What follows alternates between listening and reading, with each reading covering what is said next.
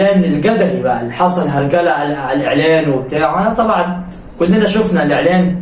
انا نفسي اعرف ايه في الاعلان غلط. يعني ايه في الاعلان غلط؟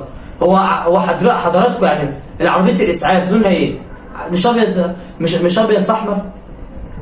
ايه يعني؟ ولا احنا مش ما فيش عربيه زي دي في مصر؟ ما بنشوفش؟ ازاي بقى؟ ايه وحش في الاعلان؟ ايه حاله الجدل والحاله اللي ملهاش اي لازمه بسبب الاعلان؟ انا شايف الاعلان عادي جدا. احمد كمال طبعا معروف ان هو اليوتيوبر، راجل معروف اللي هو اهلاوي صميم، راجل يوتيوبر معروف. الناس تهاجمه ليه مش عارف. انا يعني احمد راجل بتاع افلام وراجل اهلاوي متعصب زي ما بقول لحضراتكم، وراجل كويس يعني. والناس تطلع تهاجمه ليه بعد ما اعتذر للناس؟ يتهاجم ليه؟ الاعلان على فكره لذيذ واغنيه لذيذه وحلوه، واعلان على فكره لطيف. للزمالك بقى كبر الموضوع واشتكي بقى للنائب العام والاعلام وبتاع. بنعمل حبه قبه يعني. نسيب كل المشاكل ونمسك في الفتافيت الصغيره. طب ما انت حل مشاكلك يا اخويا، حل مشاكلك.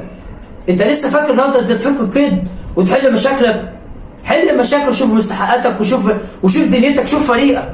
حل مشاكلك عشان ترجع تنافس وترجع لمكانتك الطبيعيه، بدل ما بتمسك اعلان تافه ملوش اي لازمه. اعلان جميل بصراحه، تمسك في حاجه ملهاش اي لازمه. ده اعلان. في ايه الاعلان؟ قولوا لي كده. عربيه الاسعاف، طب ما في عربيه اسعاف ابيض في احمر في مصر معروفه يعني، ما بتجيبش حاجه من عندنا، ما بشوفوش. فانا بصراحه يا جماعه حاجه جدليه وحاجه تزعل بصراحه يعني، على الحال اللي احنا وصلنا له، سواء بقى من دوري لتفاهات لمش عارف ايه وهرجله وبتاع. هو ده لازم اما نطلع نتكلم عن الكره المصريه وتبقى فيها رجاله. خد بقى، ما بتنتهيش المشاكل المصريه، ما بتنتهيش. افتح القص وحط مشاكل مصريه.